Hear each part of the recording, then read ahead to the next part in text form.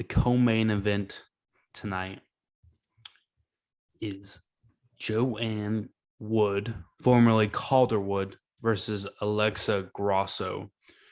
These women are in the flyweight division. Joanne JoJo Calderwood, forgive me. She's coming at 15-7, come off a 2-fight skid, weighing at 125 with 5'6" height and 65.5-inch reach.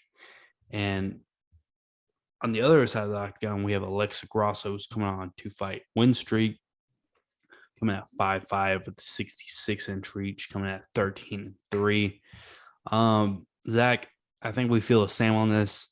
Alexa Grasso is pretty cut and dry here. I think she really proved herself out, bumping up a weight class to 125 from 115.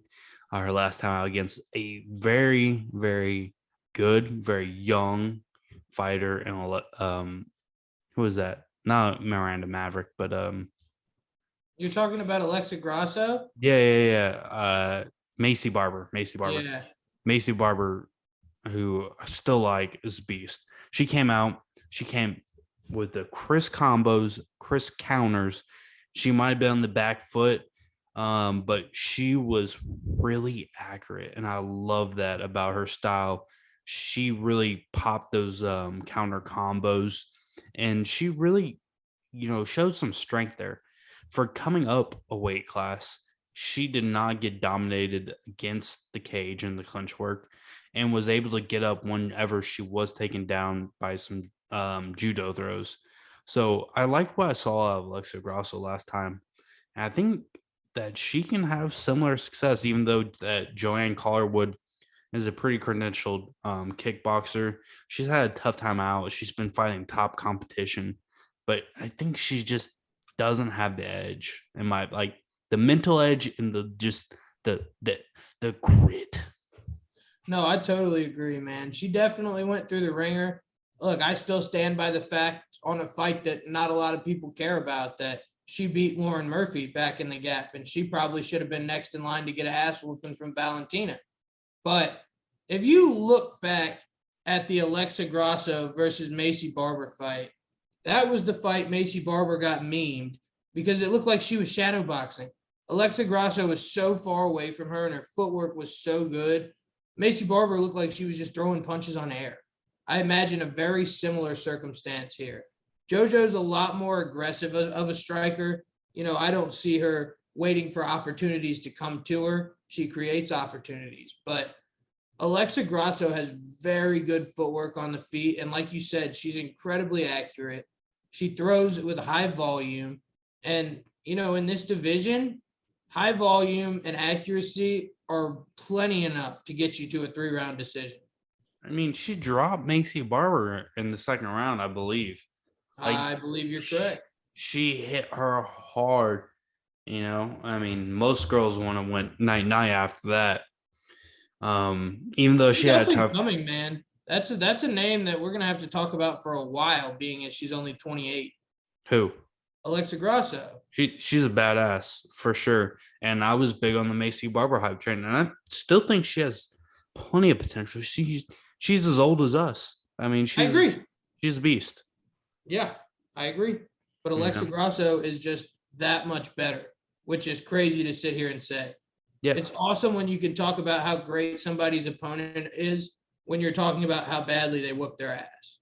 Yeah, exactly. And, I think that JoJo Calderwood's at the end of her career, and I just don't think it helps that she's married to her coach. I just, you can say whatever, and we don't know the relationship and how hard, but I just think something changes there, and she's older, there's just a lot of factors that, I'm not aware of, but just from an outside psychological perspective, I don't think are necessarily beneficial to her fighting career.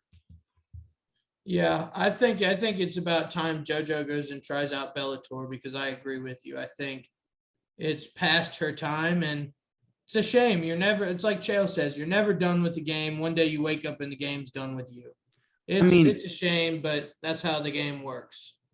And also, how many women are older and female mixed martial arts?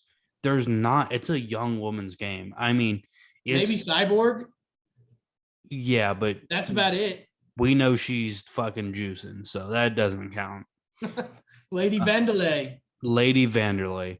I can agree with you on that, but I mean, like, who's above 35 with any kind of recognition, really? Lauren Murphy. That's about all I can think of off the top of my head, And honestly. she's really not that good. She's never been that good. She strung a couple wins together and got her ass fucking beat by Shevchenko, The which most everybody notable does. thing that she's done is train with Derek Lewis, and I still think JoJo would beat her. Exactly. I mean, that was very up in the air. However, she's not in this fight. Alexa Grasso is coming in as a minus 225 favorite. Joanne Calderwood coming back as your plus 220 dog. Um, you know, as much as I kind of want to say that Alexa Grasso gets this done, I think this goes Grasso by decision. And I'm pretty keen on that. Even though it's probably not going to be great. Minus 115. It No, is look, what it is, but I'm I, pretty confident that's how it goes down. I 100% agree with you. I think Alexa Grasso money line at minus 225 is 100% a piece that we're going to center some parlays around this weekend. And if you're looking for a good prop, Grasso by unanimous decision at plus 110. That's the only way you're going to get plus money here. And like Gage said, I just don't see JoJo Wood getting a lot of offense going. And it's hard to score points on the judges' scorecard when you're not landing punches. I don't say this a lot, but I think minus 225 for Alexa Grasso. If you're not going to bet anything on him, because, we haven't really been unanimous and united on anything else this card yet, I think you throw a significant amount. Whatever you're on, like maybe throw $10 here, $10 there. I say you put all Alexa Grasso. I'm not saying bet the house, but this is big Yeah, balls in instead of cow. spreading your money out throughout the card, I agree with you. This is big balls in Cowtown. Big balls in Cowtown, baby.